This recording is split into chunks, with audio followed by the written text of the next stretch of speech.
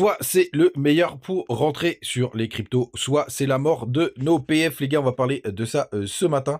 Encore une vidéo qui vous intéressera, je l'espère. Et puis, n'hésitez pas à me dire en commentaire, je vais en parler sur Twitter, si vous voulez que je vous fasse un top 5 safe. Et bien évidemment, le mot safe en crypto, ça ne veut pas dire grand-chose, mais on va dire le plus safe, un top 5 des plus safe. N'hésitez pas à me dire si ça vous intéresse, vous me mettez juste un petit top 5 ou même ce que vous voulez. Et je vous le ferai très rapidement. Le BTC ce matin, il prend 1%, 98 200 $. On est aussi sur des belles perfs ici et là, notamment sur ADA qui a plus 15%. Hier, on a eu un dépôt d'ETF, je sais plus c'est VanEck ou un autre, qui l'a déposé. On a aussi une belle perf du côté de SUI, plus 12%, LTC plus 14%. Bref, des jolis rebonds ce matin, donc ça fait plaisir. DOT, il prend 8%, on a 9% du côté d'Uni. OM qui perd 3%, mais il avait pas mal performé ces derniers temps. PP aussi qui prend un joli 8%. TAO, grande forme, 10%. Ce matin, on est repassé au-dessus des 400 $. Et ce 50e, c'est Paul Matic qui prend un petit 6%. Donc, une belle journée, les gars. Donc, je vous disais, aujourd'hui, on est soit sur un très bon moment pour rentrer sur les cryptos. Bah, soit on repart potentiellement enfin, on repart sur une petite jambe baissière, puisque vous voyez, on est en train de travailler ce petit Rising Rage, Falling Wedge, je me souviens jamais dans quel sens, mais en tout cas, ça casse à la hausse si jamais on arrive à le breaker. Alors, il faut descendre sur les petits time frames pour voir comment on est. Et surtout, la bougie du jour n'est toujours pas clôturée, surtout qu'on a une zone de range qui nous attend. Désolé les gars. Une zone de range qui nous attend, donc il faudra faire il faudra être extrêmement vigilant sur cette journée aujourd'hui, mais pour l'instant on est en train de faire un joli petit breakout et d'ailleurs on a la même chose du côté du RSI.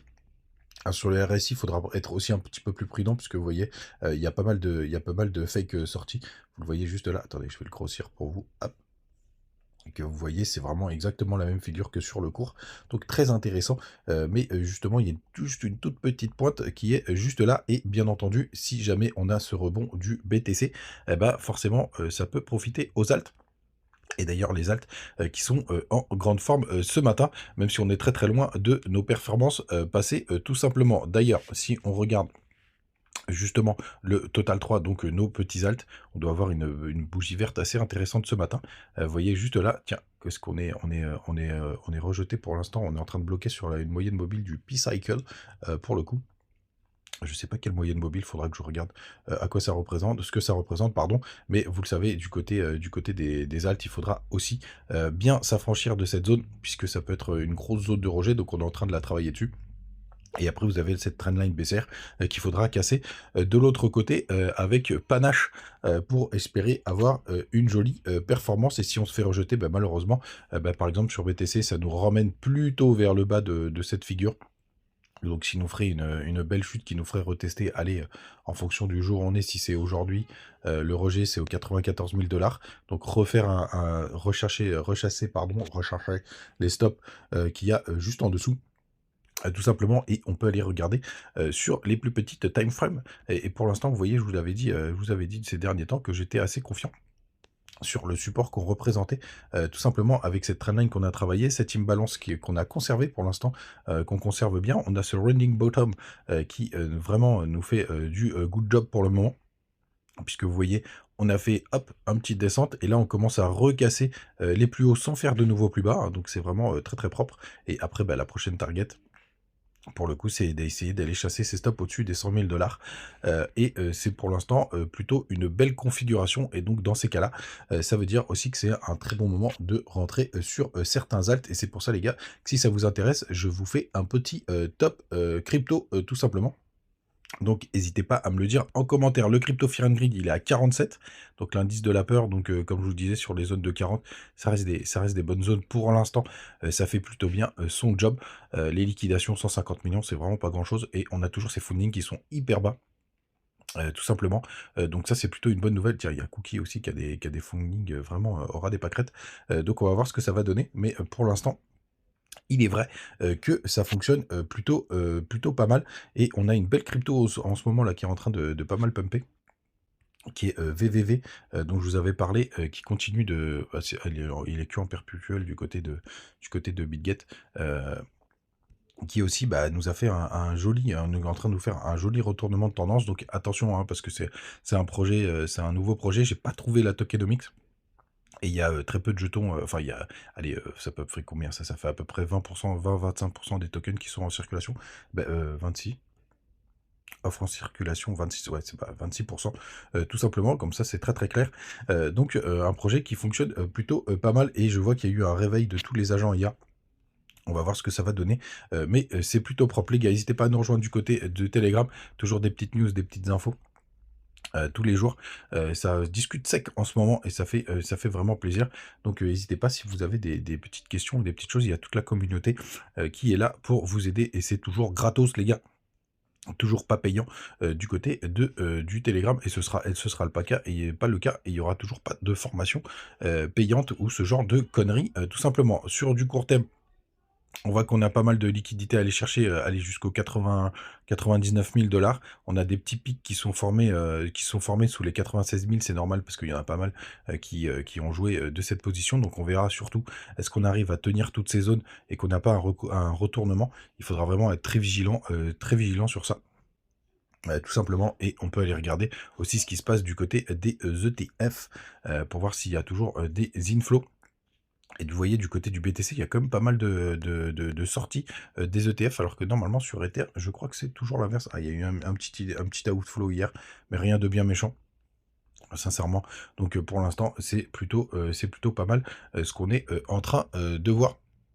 Du côté des autres indicateurs, bah, au final, on a le Q1 qui est toujours dans le vert, hein, ça veut dire donc le trimestre 1 du côté de BTC. Du côté d'ETH, c'est pas du tout la même histoire puisqu'on est à moins 20%. C'est quand même d'une violence rare pour le coup. Après, il y a déjà eu 2 occurrences dans le passé. C'est jamais arrivé d'ailleurs que le Q2 soit 2 fois de suite en négatif, donc on va voir ce que ça va donner. Si on passe en mensuel, Ether, il s'est vraiment fait dégommer au mois de février, hein. C'était arrivé qu'une seule fois en 2018, et d'ailleurs c'était juste à l'après, et encore un signe, les gars, vous allez dire que je suis oiseau de mauvaise augure, encore un signe intéressant, c'est que c'était juste après le top du bull run.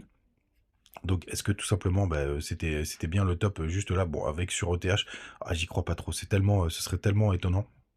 Et du côté de BTC, on est à un petit moins 4%, donc vraiment rien de dramatique d'ailleurs, enfin ce BTC qui tient très très bien. Du côté des funding, je vous avais déjà montré ça par le passé.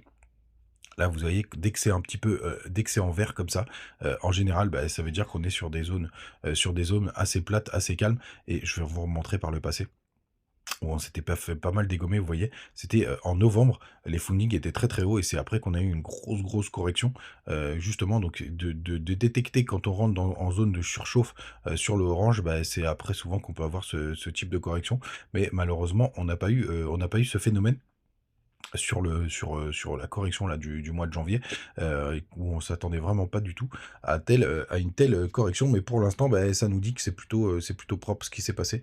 Enfin, en tout cas, c'est plutôt propre, mais qu'on n'a pas eu on n'a pas eu de signaux avant-coureurs, et qu'on pouvait pas savoir que ça allait être aussi violent. Les bandes de Bollinger en weekly, pour le coup, elles sont toujours très écartées. En jourly, elles font office vraiment de support et de résistance. Et cette compression de la volatilité, c'est plutôt pas mal, mais elles traduisent très très bien le range, avec la borne haute à 110 000 $, tout simplement. Donc on va voir ce que ça va donner du côté des autres indicateurs. Vous voyez que les fundings, ils sont vraiment en train de baisser fortement. Ça, ce qui est plutôt vraiment très très beau. On voit qu'on est vraiment sur plusieurs jours de funding très très faible. Les open interest du côté de BTC sur Binance, pour le coup, ils ont aussi pas mal diminué. Donc ça, c'est plutôt pas mal. Attendez, je vais essayer de voir sur weekly, on les voit un peu mieux, avec un meilleur historique. Ah, bon, il veut pas me les afficher, mais en weekly, bon, bah, c'est dommage. Mais malheureusement, on a toujours ce MACD qui nous pend au nez. D'ailleurs, on peut aller jeter un œil du côté de Binance. Je trouve que c'est là où il est le plus propre. Hop, BTC, USDT, il était déjà dans mes recherches. Tac. Weekly, ça c'est mon monthly, hop, et mon MACD, ouais, normalement il a bien confirmé déjà sur la bougie de la semaine dernière, donc idéalement là faudrait qu'on pump beaucoup plus fort pour faire une espèce de fake out très rapide du MACD, pour que ce soit vraiment, pour le coup, au moins qu'il soit dessus. Donc comme je vous le disais dans une dernière vidéo, vraiment une semaine assez importante, surtout que demain, ben, on a pas mal de news. Donc les gars, n'oubliez pas, si vous voulez le top 5 crypto, n'hésitez pas à me le dire en commentaire, et je vous ferai ça même très rapidement, voire demain matin. si jamais vous êtes vraiment très très chaud. Et puis on se retrouve et n'hésitez pas, les petits bonus du côté de bitgetcrypto.com pour ceux qui veulent la carte. Et à demain, tchuss!